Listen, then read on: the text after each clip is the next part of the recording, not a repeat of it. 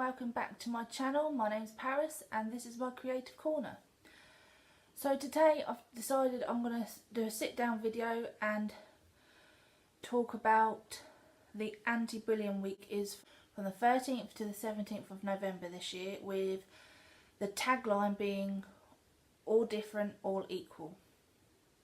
Now the idea of this video is to share with you guys my story and how I went through bullying and come out of the other side, how I decided to speak up and tell people what was going on, and just share my story in hopes that it will help somebody else take the steps they need to feel comfortable in helping themselves. So what I'm going to do first of all is I'm going to share a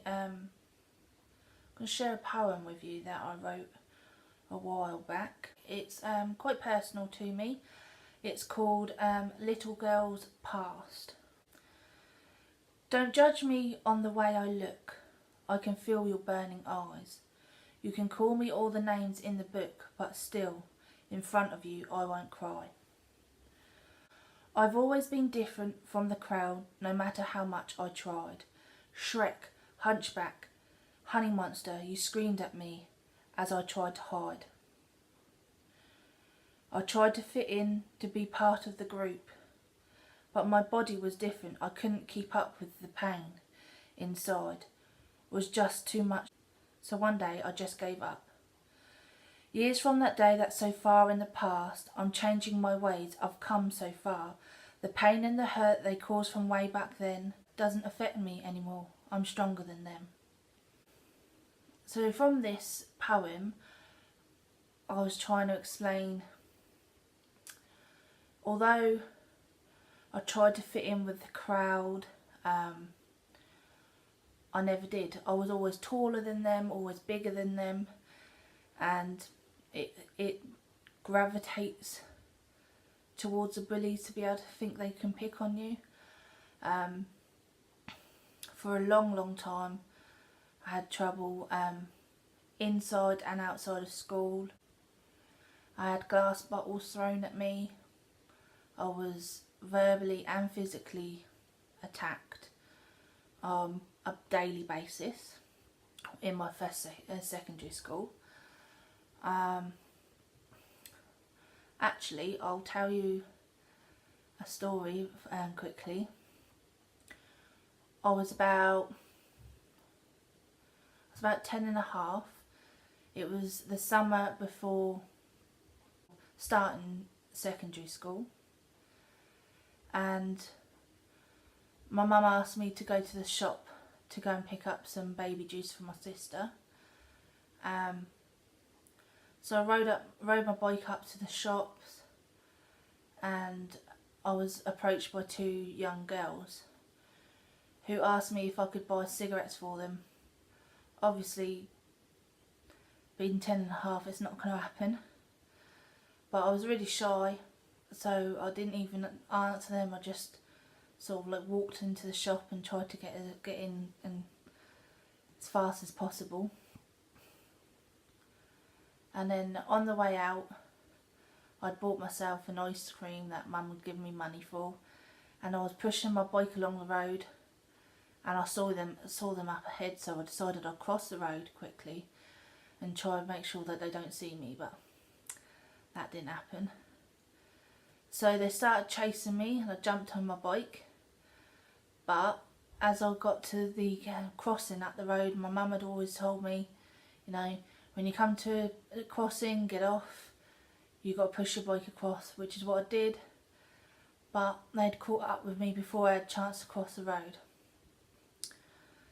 One of them grabbed the bike, whilst the other girl smacked me round the face, and then they dragged me into the bushes, and for over an hour and a half questioned me all about who I am, where I live, my family, and was threatening me all the time.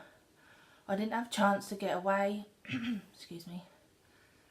and then they said that like we will let you go as long as you don't say nothing, but we will walk you back so that we know where you live, and then we will come after you if you tell anybody. So I got back home. My mum was frantic, worrying where I had been, and I told her what had happened, and she decided that she'd call the police. Nothing came of that. And then I eventually went into secondary school. Guess who was my seniors? Yeah. So that went down well. I think that's where it all started with everybody. I have no idea where the names come from. It just rollerballed. One day it was all fine, the next day it was chaos. But I decided to rise above it. But I was not confrontational at all at that time. The idea of fighting back or anything like that, so I decided to ignore them. I transferred to another secondary school. It was fantastic. I loved every minute of my secondary school from then. All I had to deal with was with people from outside of school. But they don't know my past. They don't know that I've had joint pain since I started walking. They don't know that I was signed off by the doctor. I wasn't allowed to do any physical education.